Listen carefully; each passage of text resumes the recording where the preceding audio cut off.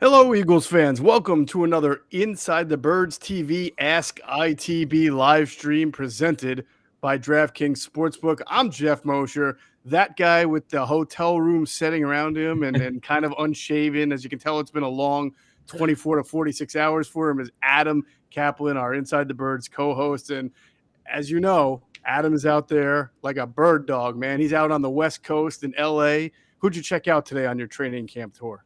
Actually, I took a work catch-up day off. I had lunch with a friend of mine, and that was it. I did work, and then tomorrow morning with the Chargers afternoon Rams, they are 15 minutes from each other. It's the greatest. Actually, probably less than that. It's only like 4 miles. And then go to my favorite restaurant in Newport Beach called Pizzeria Moza. The Rams told me about. It's awesome. It's okay. Did you say Pizzeria Moshe? Is that what I heard? Moza, no? Yeah, Moza. Yeah, Moza. All right, just close. I didn't know if I had any relatives out there. Yeah, if you just had your birthday, I would have taken you out. It would have been nice. And then Saturday, Chargers in the morning, and this is the cool part of it, and I'm doing a bunch of these. The Cowboys and Oxnard hosting the Rams.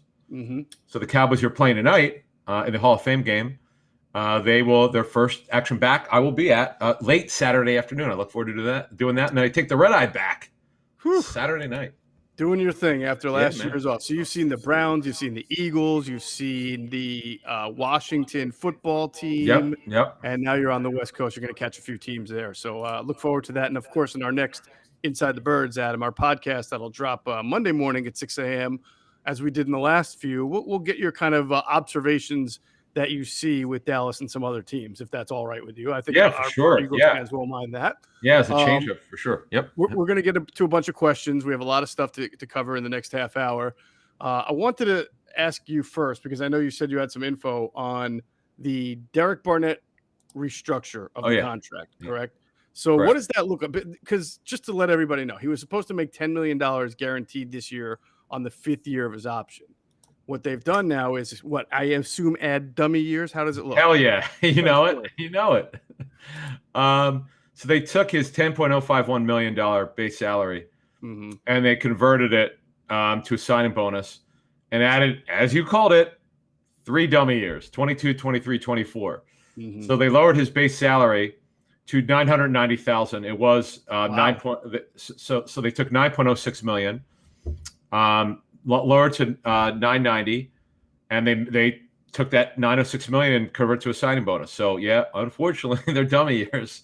So that's interesting because they basically took almost all of the $10 million and spread it out over the 2022, 23, 24 when he may not be on the team, right? Yeah, he might not. Well, he right. Yeah. Now so what is it, about $3.5 million? How does it work year by year? So it'll be dummy year. It'll be 3.02 million. No, 3.125 million over those final threes is the proration. Right. So just over 3 million. Yeah, it's a little shaky. I don't know if I would have done that, but well, the question is if he has a good year. Oh, then it's great. It's fine. Well, he'll be on the roster. Yeah, he'll get look, I look at it this way, right? We know Josh Sweat's got to stay. I mean, he has to be here, right? Right. This could be Brandon Graham's last year. Who knows? Right. But I guess what I'm asking is there some kind of point? Because if he has a really good year, he'd rather be a free agent. These dummy years, they're called dummy years, but technically he's still under contract. No, I mean he's not under contract yet for the season. No, the dummy years. I always thought the dummy years still have you. Okay. No. He'll be a free agent after this year unless they sign an extension. All it does is they're taking this money he would have made. They're taking about 90. Yeah, exactly. They're taking like 90% of it and turning it into a signing bonus. So that's that. And Lane Johnson, let me see my other file here. As you look for that, it's just amazing how many players may not be on the team next year, but will be on the books next year, which is, for proration purposes. Go up and we'll see what happens. But just kind of crazy, yeah. Right. So what happens is the paragraph 5 that's what's called NFL base salaries. Paragraph 5, there's a 0 next to it. Wow. Okay. So what happens is then there's a proration part of it. All right. So let me see. They lowered his base salary, Lane Johnson's, to $1.075 million for the season. Trying to think, what the hell? This is complicated. Yeah, contracts can be a really tricky thing. Usually they can be very hard to decipher at times.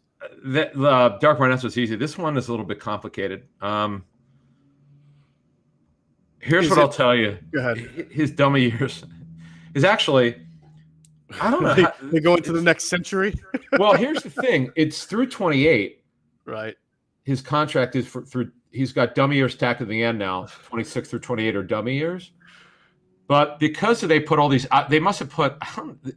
His contract is that every time they restructure, they put option bonuses in. So I need to ask. Like, I see he's got base salary for 22, 23, 24, 25.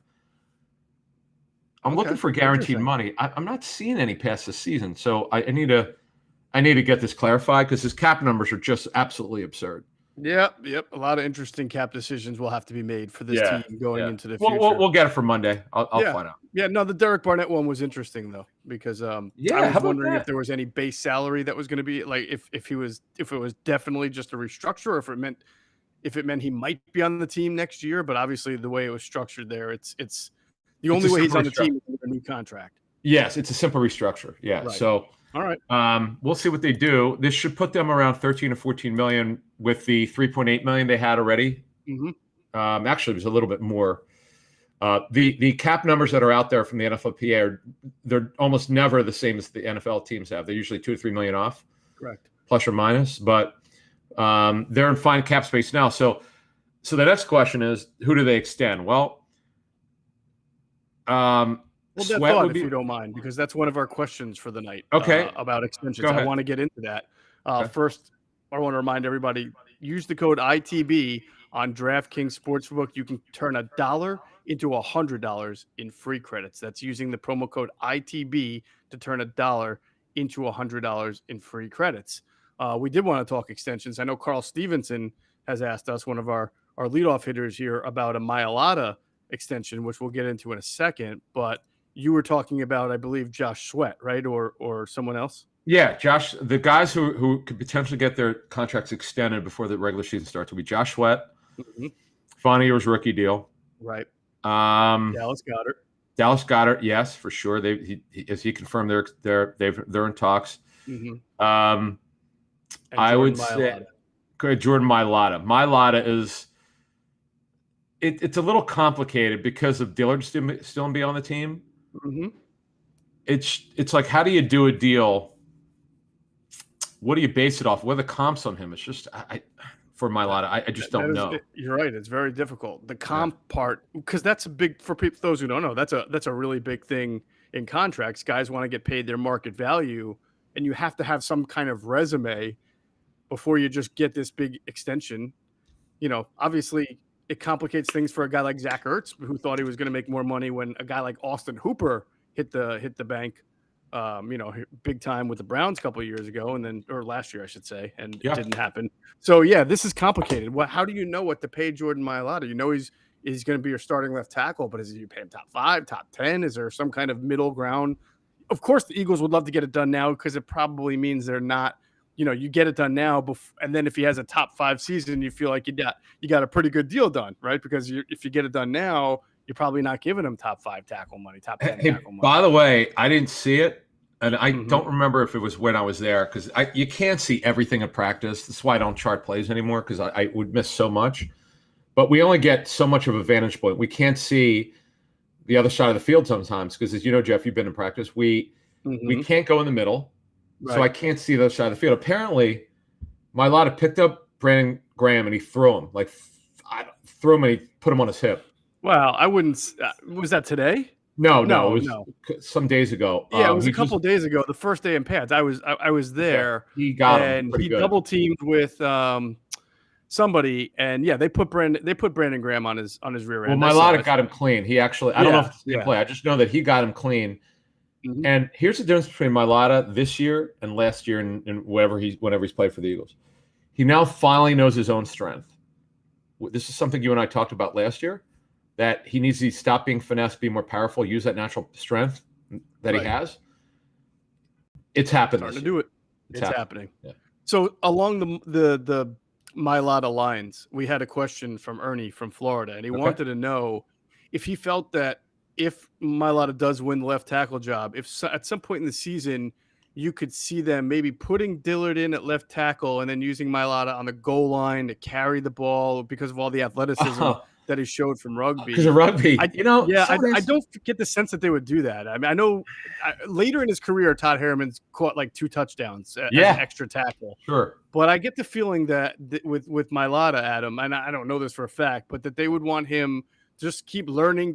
This maybe 2-3 years down the road, but for this year, I just don't see that happening. Plus, I don't know how much they trust Andre Dillard to go in there on a goal line situation and block fairly. Yeah, I don't see. Well, the bigger question is, would they ever let him carry the football at all, and just a short yardage anywhere, not goal line anywhere? And sure. I don't know. It's a great question. The rugby tape that I watched, because I didn't know anything about him. I went on YouTube and watched it. It was just kind of funny. He's like Godzilla, like. He's up here, and the ants are down here. You know, when you watch movies, it could be anything. It could be any kind of movie where there's a giant and they're little people. It's just smaller people. I mean, it's just like I when I see him at practice, I'm just under 6'1". I mean, I couldn't imagine. Well, the funny thing, who do they have him standing next to? Oh, Boston Scott. Oh, I saw that. He literally he picked up Boston Scott and kind of just moved him off the press table. That was awesome. Funny. That's a great video. I was listening to Bobby Lang, their director of communications. I was wondering because I couldn't quite see his face because he's probably seen it all. He was the guy, folks, when he was with the Niners, when Jim Harbaugh and Jim Schwartz almost went at it, and Bobby went, no, he ran onto the field. Yeah, he was the unfortunate peacemaker in that in that battle. It was great. But no, that was funny. It reminded you of Arnold Schwarzenegger and Danny DeVito in the movie Twins, right? Twins, yes, exactly. It's crazy. Folks, I know you're probably sick and tired of me hearing Jeff and I talking about Mailata, but I can't stop. I've never seen anything like this in my life. It's just super cool. If it goes like they think it's going to go, this is going to be an all-timer. This is going to be maybe one of the best draft picks in Eagles history. I'm not joking. It has a potential to be if he really works out. Let's get a question in from Sean Del Percio from our YouTube chat room here. And he wants to know, it's a good question based on what we were discussing. Why are all of these GMs suddenly using a ton of dummy years? Yeah. It's because of the cap increases. Really, it's because of the cap decrease. Well, this past year that forced a lot of teams that had budgeted for a higher cap to all of a sudden have to move money around. And the only way you can do that, right, is restructuring and of course. But the Eagles, Adam, as you know, and you've talked about, have been doing this for actually quite a while, taking players usually it started off like kind of still earlier in their career, earlier in that first extension and spreading it out. But recently they've had to do it with a lot of older players, which is not an enviable position to be in. For the first time, and I think ever, the Bucs started doing it last year, and now they're doing it like crazy to run it back. Mm-hmm. I mean, my friend Mark Dominic, who I work with at ESPN, he was against it. But what happens is, because you just said, teams are so pressed against the cap. This year, the cap is 182.5. Next year, it'll go up at least $10 million. But the TV money doesn't come to 23. That's when you're going to see the cap rise significantly. Mm-hmm. But you're right. Like the Eagles, they created all the space. If they don't use it, they'll move it to next year because teams are going to need it. Now, the Eagles after this season, let me look at their expiring contracts. Flacco's up. Nick Mullins doesn't count. Kerryon Johnson, if he makes the team. Jordan Howard. Ertz, Goddard, Richard Rodgers, Kroom. Matt Pryor, LaRaven Clark, Jordan Mailata. That obviously he'll never make it. Wow! Look at their D line. This is crazy. That's got to be Brandon Graham, right? Brandon Graham, mm-hmm. Derrick Barnett, Ryan Kerrigan, Josh Sweat, Jannard Avery, Hassan Ridgeway, T.Y. McGill, Eric Wilson, Avonte Maddox, Steven Nelson, Craig James, Kevon Seymour, Roddy McLeod, Anthony Harris, Anthony Adams. A lot of players. Right. So real quick, there's an advantage and a disadvantage to doing what the Eagles have been doing for a while. The advantage is, even though there's a cap every year, you can spend way more than that cap if you want and just structure the contracts so that you're pushing money down and down and down and down. And even if it's a little bit of money and the cap goes up every year, so it's a smaller percentage, right? So it allows you to kind of skirt the hard cap rule and allows you to be competitive if you want to be but still adhering to the cap. But the downside is when you do that with older players, you may want to move them or move on from them, and you'll still have to absorb money on the books, or you may find it difficult to move a player because of that money will then drain back into that year's cap.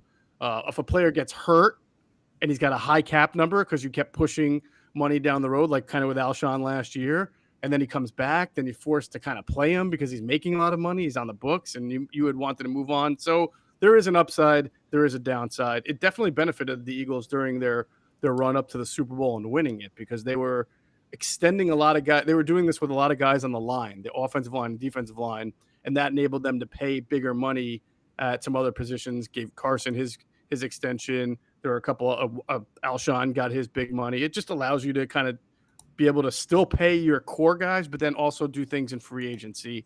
But again, there's a downside. Nobody could see the cap decrease and the pandemic coming 2 years ago. So it's hard to fault the Eagles for that. But this is the first time, Adam, I can remember where they really had to do it with a lot of guys who are over 30, and there's a little bit of a danger in that. Yeah, the biggest key here is not to give fully guaranteed money in the future, because they're able to walk away, though they've restructured his contract before. They were able to walk away from Fletcher Cox's deal after the season and not owe him a dime. There'll be some dead money, but it's not significant. He's only signed through next season, but there's no guaranteed money. So, potentially this could be Fletcher Cox's last year. I mean, we got to start talking about that. It could happen. Absolutely. And he turns 31 in December. He's a good football player. He's nowhere near the player he once was. He's good. I mean, he's not great. He's good to very good, but not great. That's the way I would say it, because that's the way people who we know have told us. They think he's still good, sometimes very good, but he doesn't always bring it. That's what the tape shows. Absolutely. All right, we're going to get to some more questions. First, go see our friends at DealDash.com or download the Deal Dash app, and when you register, use that promo code ITB for a special offer for some bonus free bids. That's promo code ITB to get a special offer for bonus free bids on the Deal Dash app or at DealDash.com. So the next question comes from Ryan Garr, and he says, we've mentioned that Travis Fulgham would start over Jalen Reagor, and is that because Reagor has been alarmingly bad, or has Fulgham just been really good? I think alarmingly bad is not the right way to describe it. I think disappointing by showing up and not passing your conditioning test and then having to spend the first few days of practice kind of getting back into shape and being limited, and then having to get coached really hard by Nick Sirianni and his staff, which is something we'll talk about a little bit more on our next podcast. So not alarmingly bad, but disappointing, combined with what we've heard is that Travis Fulgham is doing well this camp. Yeah, he's been solid, just very, very consistent. That's part of it. You would assume Devontae Smith, once he comes back, because they love starting. him, Adam, right? Yeah, he's starting, and it's pretty clear. Now here's the question. This is where I struggle a little bit, because we don't know the answer to this. I think we've pretty much gotten everything right in terms of what the defensive schemes would look like. It's been what we thought. However, what we don't know, like when Doug Peterson took over, I was told it's a spread West Coast. It was in year one. This is before Goddard was drafted, and that's what it was. They were mostly three wide. Right. When Goddard got drafted, they became a 12 personnel team. So I don't know if by a surprise, if Ertz is on the team this season, are you going to strap these coaches with having to run 12 personnel a lot? Well, that's what you dictate. That's the problem with it. I agree. We have to see exactly how they want to move these guys. We know that we don't talk X, Y, Z or anything. We talk about inside, outside. There's a lot of position versatility. Look, with Reagor, it's very early in camp still. He had a really nice day, made an unbelievable one-handed touchdown catch today. Did some other things, as I understand it, that were good too. It wasn't just that catch. And he's got 3-4 more weeks to kind of round himself into form. So we'll see how that goes. I don't want to sit here and discuss the season opener as if Reagor is not going to be a part of the offense or has been that disappointing from now until then. So we'll have to see. But even if he's not, quote unquote, starting, as long as he's in good shape and continues to progress, they're going to figure out a way to get Fulgham, Reagor, Smith on the field, and then maybe even a Greg Ward or somebody else. Quez Watkins has had a nice camp. There's a lot to shake out between now and the start of the season. Yeah, Watkins, the way one person explained to me, he's starting to grow up. He came in really immature. Same for Hightower last year, and maybe he got humbled a bit. I don't know. I just know that coming into training camp, he needed to have a big camp to make sure he makes the team. And right now, they're only going to keep 5 most likely, and he's the 5 right now. That's pretty clear. He's got it right now after 1 week. It's his to lose. Mm-hmm. He could lose it. Hightower has been up and down. Watkins has been a playmaker. He can run. There's no doubt. He's stronger physically than John Hightower, and that's kind of where it is. All right, let's move on to our next question from Dash the Six, and this person asks, why did the Eagles restructure Lane's and Barnett's contract if it's not to make a run at Deshaun Watson? And it's a good question because technically, if the Eagles traded for Deshaun Watson, Adam, I think the cap figure this year is $10.5 million, right? Mm-hmm. So it's not like, I mean, Zach Ertz's cap money is $8.5 million. So his cap is actually. Hang on, his cap's over $12 million. His space salary is $8.5 million. Right. Space over right. So if Zach were to get released though, or be gone, it would be $8.5 million saved, correct? Yeah, the cash goes with the cash goes. That's what I was getting at. Yes. So okay. it wouldn't. It's so close to what Deshaun's cap number would be. Watson's cap number would be that it's not like they had to do these 2 contract restructures, but clearly Howie's trying to make space for something. And like we mentioned, it's the possibility of doing these other extensions for either Mailata, Goddard, Sweat, whoever.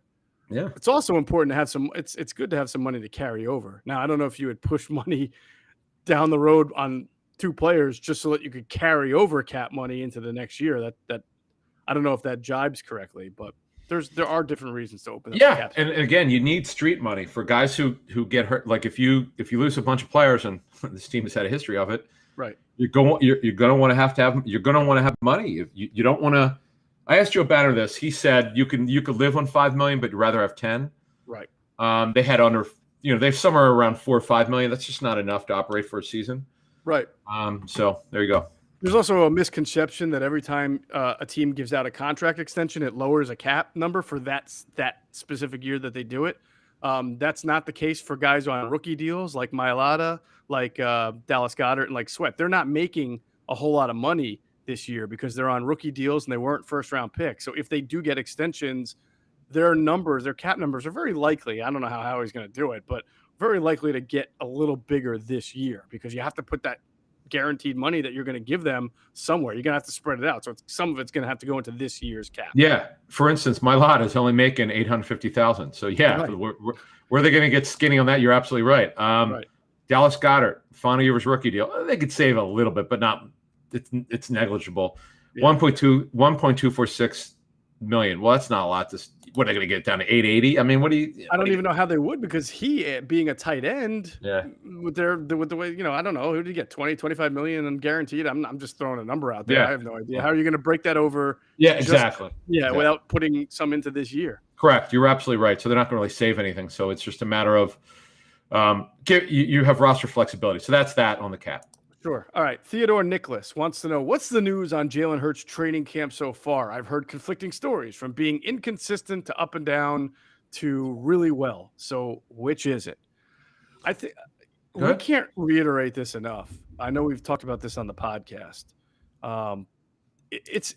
Listen, I'm not bashing my own industry, but it's just difficult if you're out there just trying to find tweets from certain reporters that you're going to get a mixed bag. It's, you can complete, as you mentioned in the last podcast, Adam, a quarterback can complete 11 of 11 passes, right? It doesn't mean that he went where the coaches wanted him to go with the ball.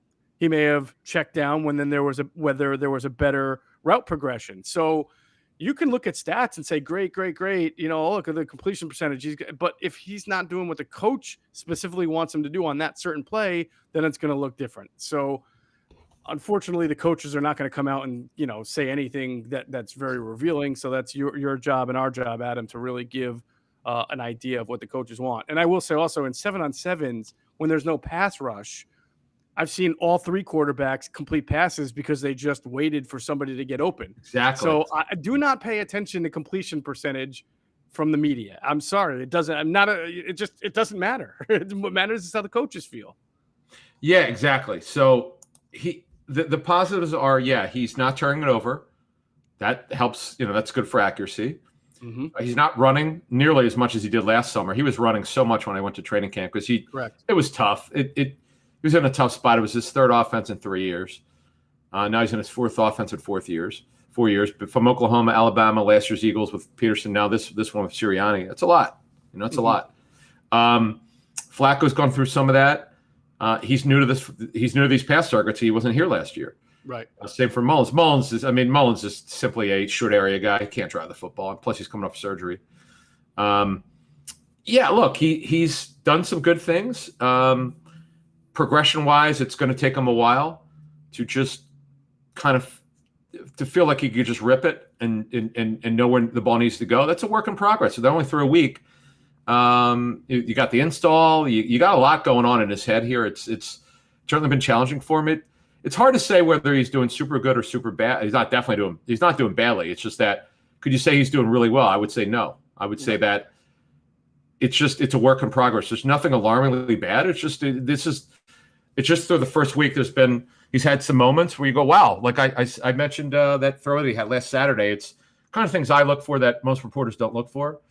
I'm looking for him to let the ball rip out of his hands and be willing to throw through traffic. Mm-hmm. He did to Fulgham. He said, "I'm going to trust my arm here." And the thing is, you know this because I know you've had intel on this. He's got a wind up, which they have to shorten up. Well, he shortened it up. He threw it to the right sideline to Fulgham, and he fired it. And he took a short step, and he went like that. Mm-hmm. And that's what you're looking for. Absolutely. And I will reemphasize this as well.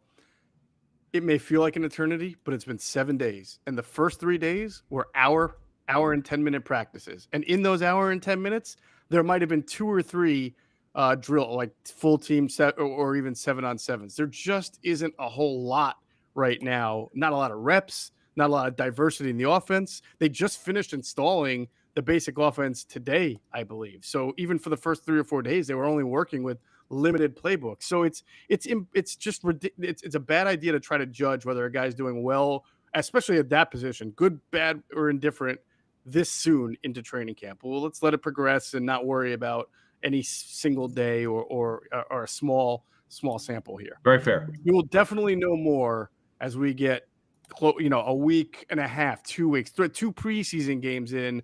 Well, and the joint practices, I think, will be very telltale, too, because you're going up against different defenses that you're trying to prepare for. So we'll have a lot more in the weeks to come.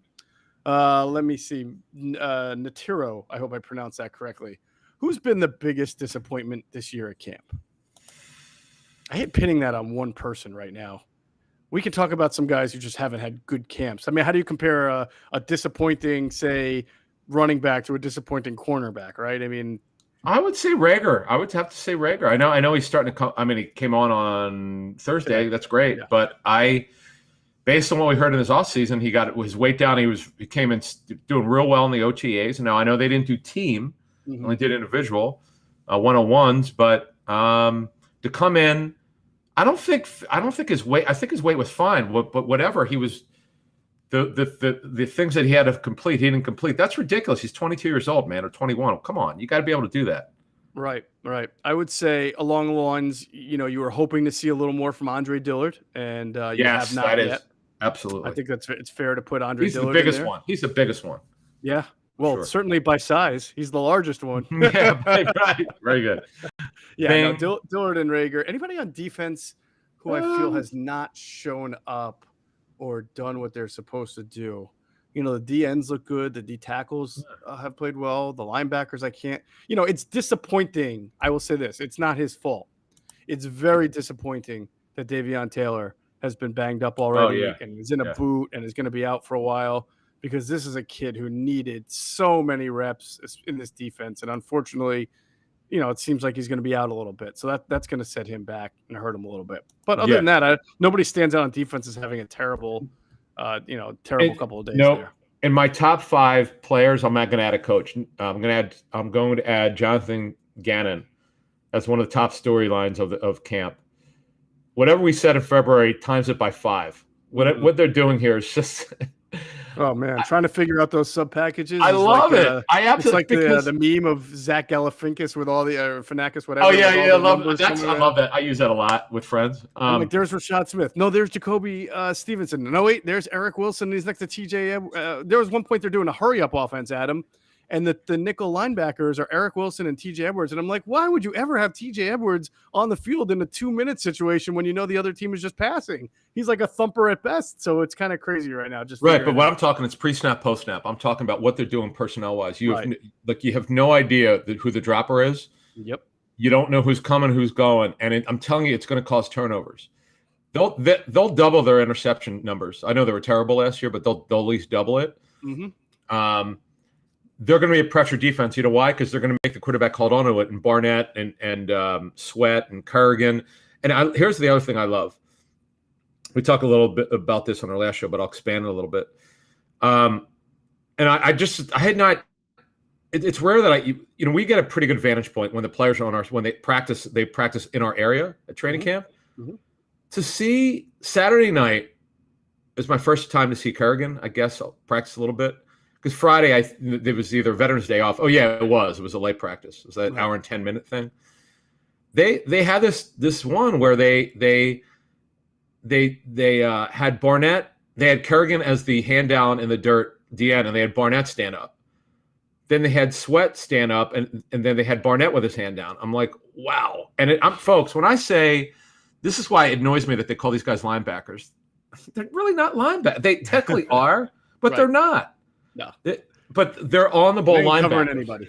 Right, exactly. That's what I mean. They're on the ball linebackers. They may drop into a little bit of a zone every once in a while, but that's about it. To confuse the quarterback. But what they're doing is to the point where I think Kerrigan could breathe on the guy's neck if he was standing up, the DN's neck. I love it, man. Schwartz did this, but very little. And this is going to be a staple of the defense because this guy believes in pressure. He believes in confusion. He believes in that I got to make you think, quarterback, and he's going to do that.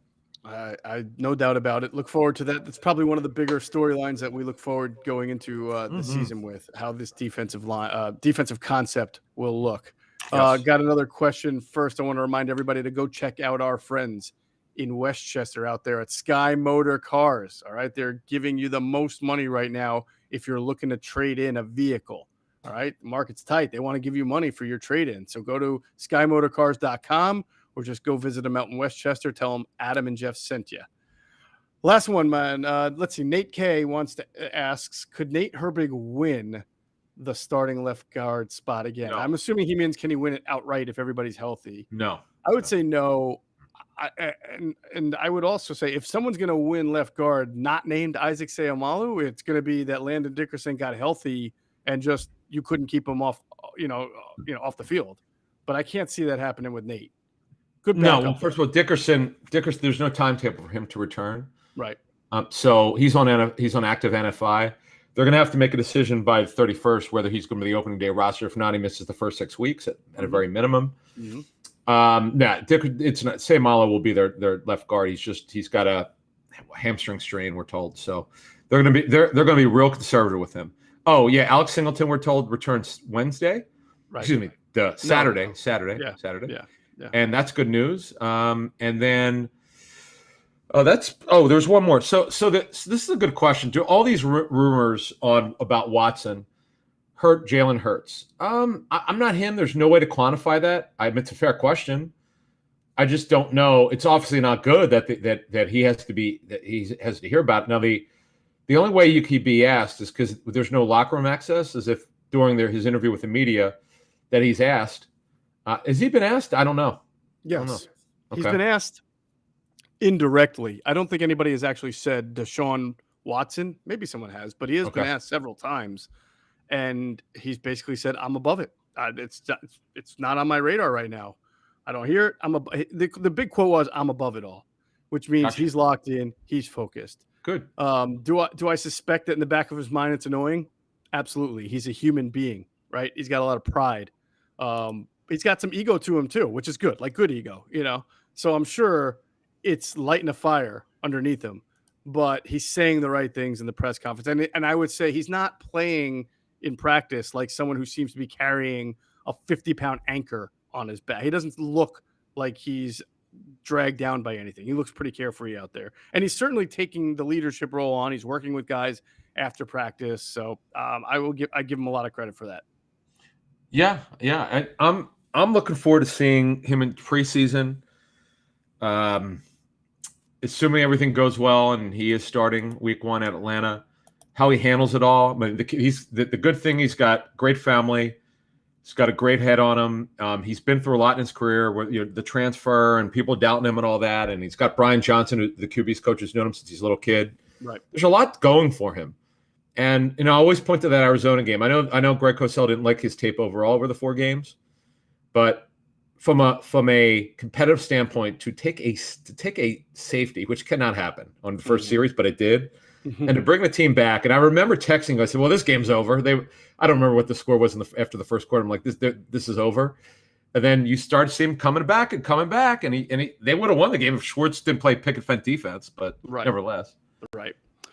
All right, look, thanks to our sponsors. Sky Motorcars, DraftKings, of course, and Deal Dash. Big thanks to Jimmy Hyden, who helps us produce this from Rebel Hill Productions. And thanks for everybody for watching. We are going to try to do this throughout camp, maybe every other week, maybe every week. We haven't decided yet. The questions were great tonight, so might give us some impetus to do this again next week. But we will keep you all posted. Make sure you're following Inside the Birds on Twitter at Inside Birds, or on our Facebook page, our Facebook community group. All of that, we appreciate it.